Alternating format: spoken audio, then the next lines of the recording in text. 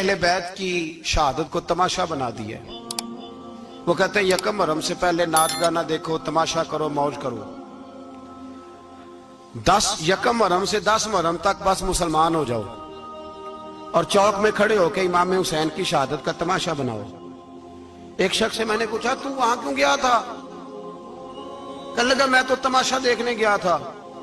अब यकीन करें, मेरे खून को जोश आया, खून को। मैंने कहा, यार उन्होंने इमाम हुसैन की शहादत को तमाशा बनाया और तू तमाशबीन बन गया। समझ नहीं रहे कौन ये कोई तमाशा है? और सर पे टोपी कोई नहीं, चेहरे पे दाढ़ी कोई नहीं, बाल बढ़ाए हुए हैं, बाजारी लोगों की तरह गलों में कपड़े डाले, मिंबरों पे नाचते फिरते हैं। ये लोग अहले बैत का नाम लेंगे जिनकी शक्लें इस काबिल नहीं। ये लोग अहले बैत का जिक्र देखे आपने? ये सोशल मीडिया आया तो मुझे भी देख कुछ मकरू चेहरे देखने का मौका मिल गया, वरना मैं बाज रहता था। आप यकीन करें, वो शक्लें इस काबिल हैं कि इमाम हुसैन का नाम लें। आप यकीन करें, मैं ऐसे ऐसे चेहरे देखता हूं कि मेरा दिल नहीं करता ये सैयदा पाक का अपनी नाम से जुबान से नाम ले, तबीयत नहीं मानती। जिस आदमी ने सर नंगा किया हुआ देखे ना आपने सोशल मीडिया पे, ऐसे ये इस काबिल है दयानतदारी से मेरी रियायत ना करना। ये शक्ल है इमाम हुसैन का नाम लेने वाली, और बीबी पाक का नाम जिससे मर्जी सुन लेते हो। मैं तो बंद कर देता हूँ, बंद कर यार, इसका चेहरा ही नहीं इस काबिल के इससे हजरत फातिमा का जिक्र सुना जाए। उसको पता ही नहीं कैसे नाम ले रहा है हजरत फातिमा का। कुछ नात खाएं, वो नाच नाच के हजरत फातिमा का जिक्र, शर्म करो। पता ही नहीं किसका नाम ले रहे हो, पता ही नहीं किसका जिक्र कर रहे हो। ऊंचा बोलना, दाद देना, ये करना, उठ के खड़ी, ये तमाशा है कोई अहले बैत का जिक्र? पता ही नहीं किसका तज़किरा कर रहे हो। जानते हो ये कौन है? सुबह कयामत मेरे नबी पाक अलैहिस्सलाम ने फरमाया, रब हुक्म देगा कयामत के दिन, वली, नबी, गौस, कुतुब, अब्दाल आंखें बंद करे, नजरें झुकाए, सर झुकाए, या अल्लाह क्या होने वाला है? फरमाया, मोहम्मद की बेटी फातिमा की सवारी गुजरने वाली है, रसूल की शहजादी गुजरने वाली है, नजरें झुकाओ।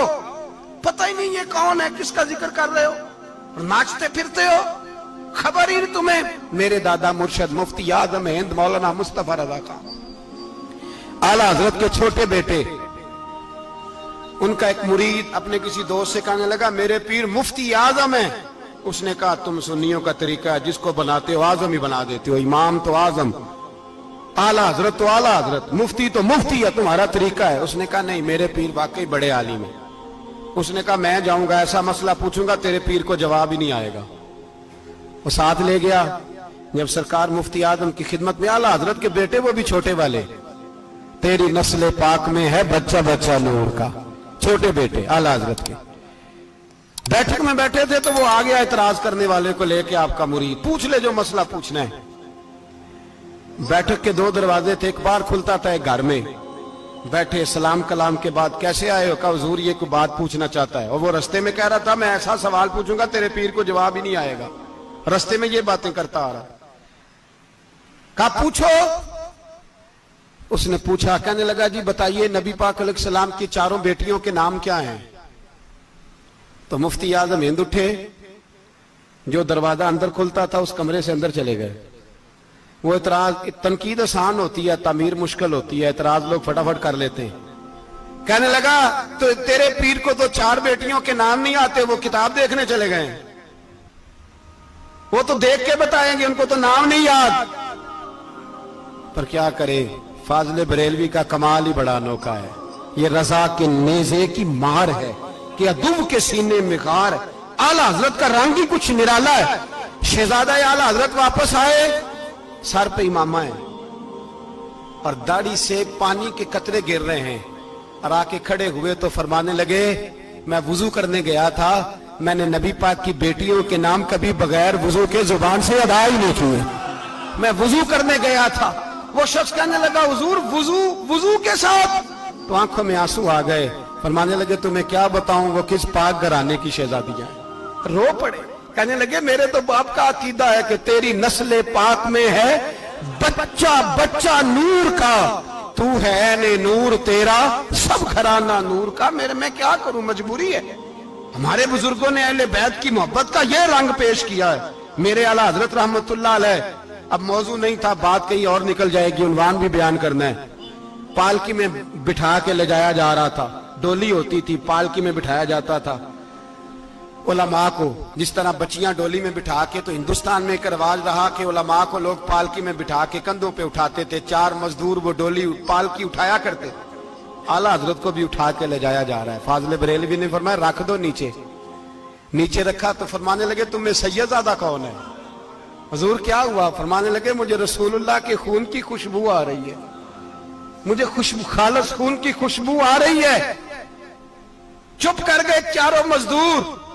آپ نے فرمایا تمہیں قسم ہو رسول پاک کی, بتاؤ تم میں سید زادہ کون ہے؟ تو ایک کمزور شخص اٹھا کہنے لگا حضور مزدور سے مزدوری لینی چاہیے, ذات برادری نہیں پوچھنی چاہیے. اعلیٰ حضرت نے فرمایا شاہ جی یہ آپ نے کیا کیا, مجھے ہی کندھوں پہ اٹھا لیا. لاکھوں لوگوں کا پیر اور ہزاروں مشائخ اور علماء کی آنکھوں کی ٹھنڈک, بریلی کے امام جن کا قلم اٹھے تو وقت کے بڑے بڑے سورما گردنیں جھکا دے.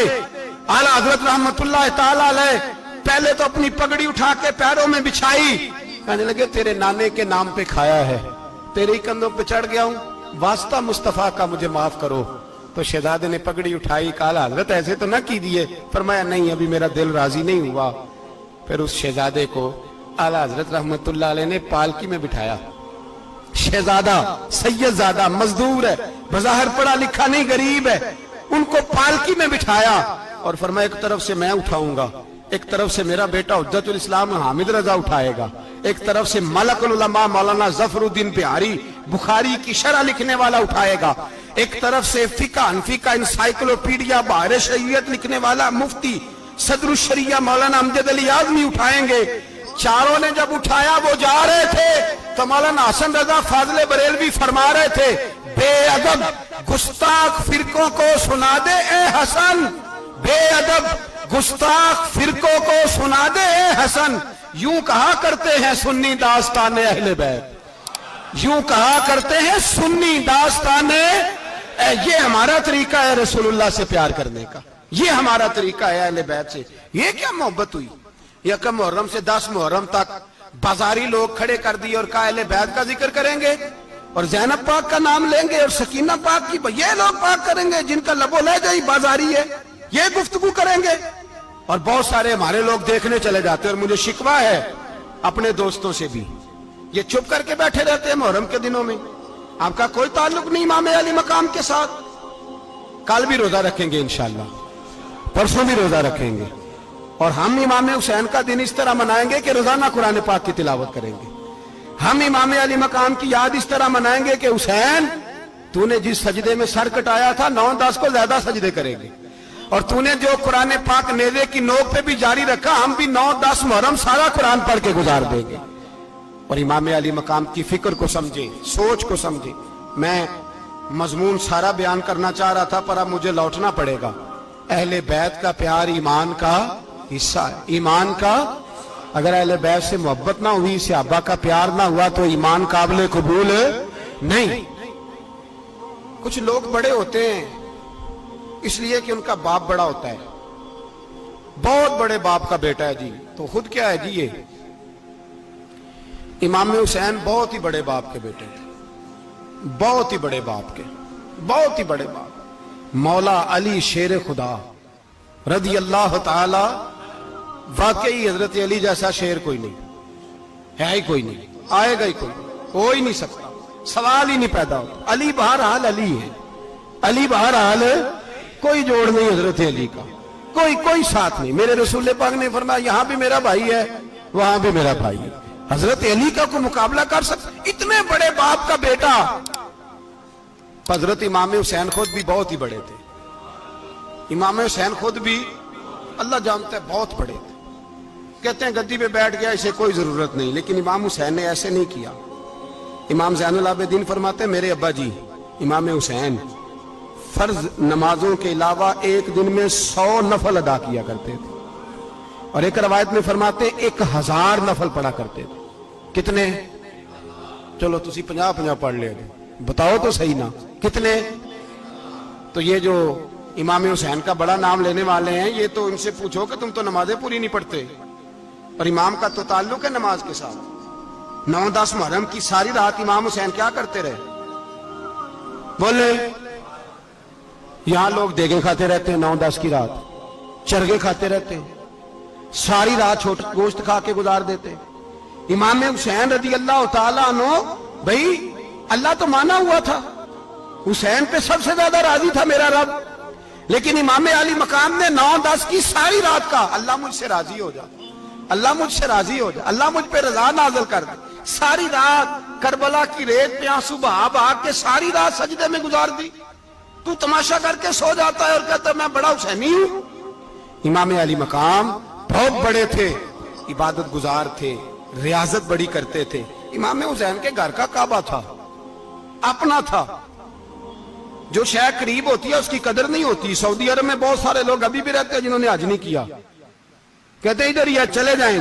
ہمارے بہت سارے پاکستانی جن کی ڈیوٹیاں مکے میں لگ گئی ہیں, وہ کبھی ہمیں وہاں ملنے آئے تو ہم کہتے ہیں جناب آپ آتے نہیں, کہتے ہیں آتے ہیں کبھی کبھی. ان کو حرم شریف کی وہ قدر. لیکن امام حسین علی مقام کا کردار یہ تھا کہ مدینے سے دونوں بھائی مدینے سے پیدل جایا کرتے تھے مکے کا حج کرنے. کس طرح؟ انہوں نے یہ نہیں کہا ہمیں ریاضت کی ضرورت نہیں, عبادت کی ضرورت نہیں, ہم تو حضور کا خون ہے بخشے بخشائیں. پیدل مدینے سے دونوں شہزادے اور اس طرح پیدل جاتے تھے. ایک دفعہ نہیں, 2 دفعہ نہیں, 25 حج دونوں نے پیدل مکے جا کے ادا فرمایا. 25 حج. تجھے کبھی توفیق ہی نہیں ہوئی؟ تو جہاز پہ جانا بھی پسند نہیں کرتا, تو خیال ہی نہیں کرتا کہ کتنی قدر ہے اللہ کے گھر کی. 25 حج. اور سخاوت کا یہ حال تھا, سخاوت کا, کہ امام زین العابدین فرماتے 1,00,000 دینار سویرے آیا. کتنا؟ سمجھ لیں اربوں خربوں روپے آج کے حساب سے. 1,00,000 دینار.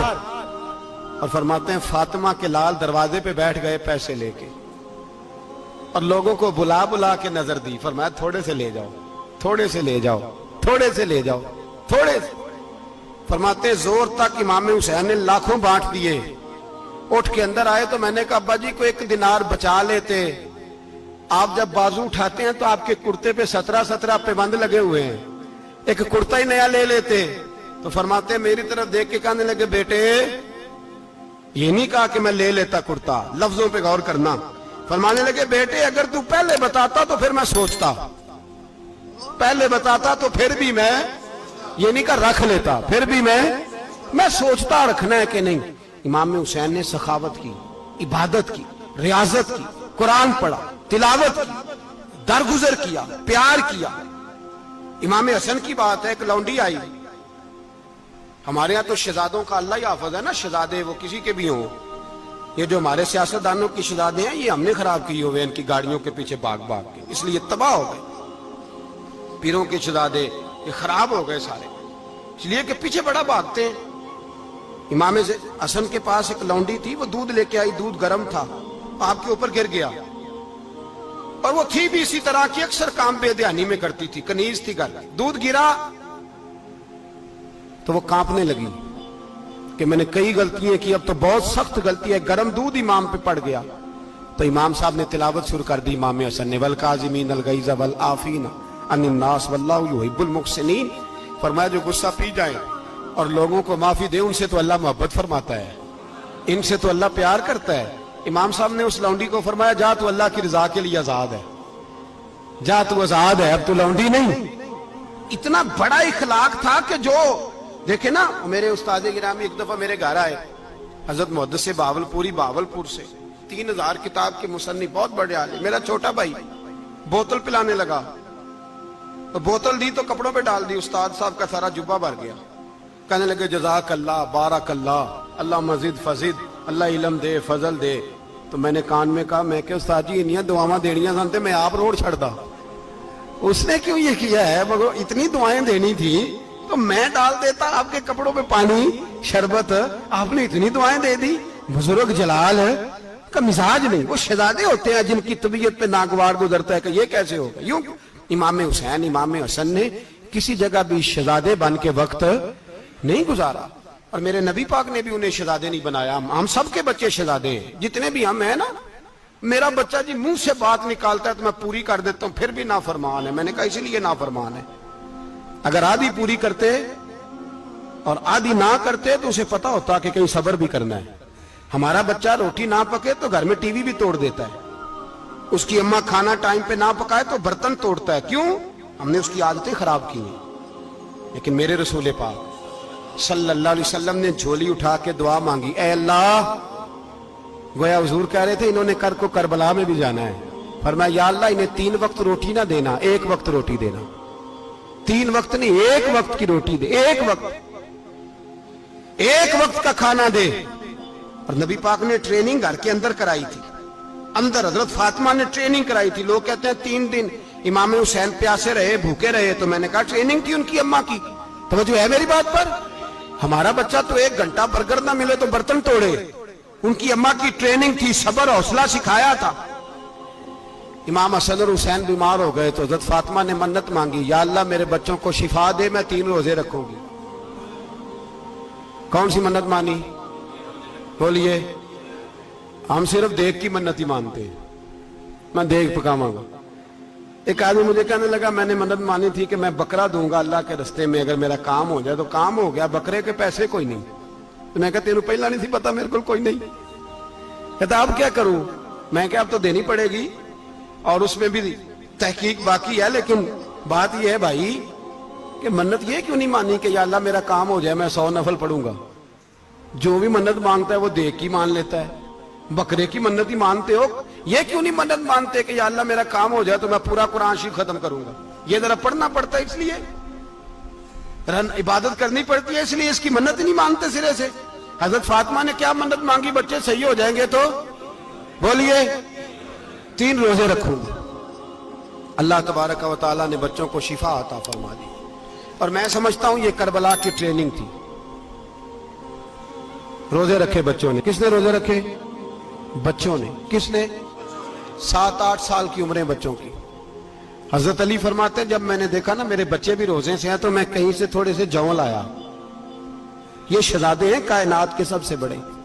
فرماتے ہیں میں نے بی بی پاک کو دیے تو سیدہ پاک نے جوں پیسے روٹیاں پکائیں، اور جب عین افطاری کے وقت کھانا سامنے آیا تو دروازے پہ بھکاری آیا، عین بڑا بے نیاز ہے اللہ، عجیب رنگ ہے مالک کا۔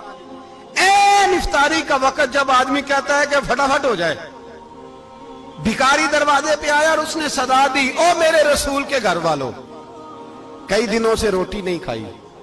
حضرت علی نے، حضرت فاطمہ نے بچوں کی طرف دیکھا تو امام حسین چھوٹے تھے سب سے، انہوں نے سب سے پہلے برتن اٹھائے کھانے والے، اور کہنے لگے اماں میں نہ دے کے آؤں؟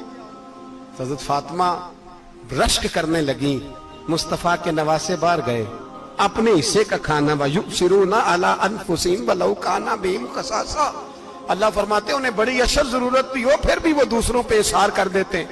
وہ کھانا باہر امام حسین دے آئے، پانی سے روزہ کھولا، کھجورے کھائی، لیٹ گئے، سویرے کھجورے کھائی، روزہ رکھ لیا۔ شام ہوئی تو حضرت علی فرماتے ہیں میں پھر اگلے دن کے روزے کے لیے جوں لایا، فاطمہ نے پیچھے روٹیاں پکائیں، 2 دنوں کی بھوک تھی، پر مالک تو بڑا بے نیاز ہے، آزمانے پہ آیا تو اس رنگ میں عین افطاری کے وقت دروازے سے آواز نکلی، اور مانگنے والے نے کہا کہ بھوکا بھی ہوں اور یتیم بھی ہوں، یتیم ہوں۔ حضرت فاطمہ کہنے لگی بیٹا دیر نہ کرنا، یتیم کا پیٹ بھرنے میں دیر نہیں ہونی چاہیے۔ کھانا باہر چلا گیا، پانی سے روزہ، کھجورے، شہزادے ہیں شہزادے، یہ 2 جہاں کے شاہ ہیں، پاس کچھ رکھتے نہیں، 2 جہاں کی نعمتیں ہیں ان کے خالی ہاتھ میں۔ کھجور پانی سے افطاری بھی، سحری بھی، سویرے پھر اٹھے، روزہ رکھا، تیسرا دن ہے، تیسرا۔ ذرا دل پہ ہاتھ رکھنا، بچہ ایک رات بھوکا ہو تو اماں سوتی نہیں، اور میں کہا کرتا ہوں اماں فالج والی ہو نا، فالج والی ماں، فالج زدہ، تو آدھی رات کو اس کا بیٹا جوان کہے تھوڑی بھوک لگی ہوئی تھی، تو اماں کو رینگنا بھی پڑے تو وہ رینگ کے بھی جاتی ہے، روٹی پکاتی ہے، کہتے ہیں میرا لال بھوکا نہ سو جائے۔ اور مصطفیٰ کی بیٹی سے زیادہ بچوں سے کون پیار کر سکتا ہے؟ اور 3 دن کے بھوکے بچے، تیسرا دن آیا، بڑے حوصلے سے بی بی کہہ دیتی ہے چھوڑو ان کا تو کام ہے، یہ تو آتے رہتے ہیں، میرے بچے بھوکے تم پہلے روٹی کھاؤ۔ لیکن میرے بھائی کربلا ایسے نہیں سجتی، یہ جو برگر کھا کے ناراض ہونے والے بچے ہوتے ہیں یہ میدانوں میں نہیں نکل پاتے, ان کے لیے مشکل ہوتا ہے. حضرت فاطمہ نے, حضرت علی نے ڈیوٹی کی, ڈیوٹی اپنے بچوں کو تیار کیا کربلا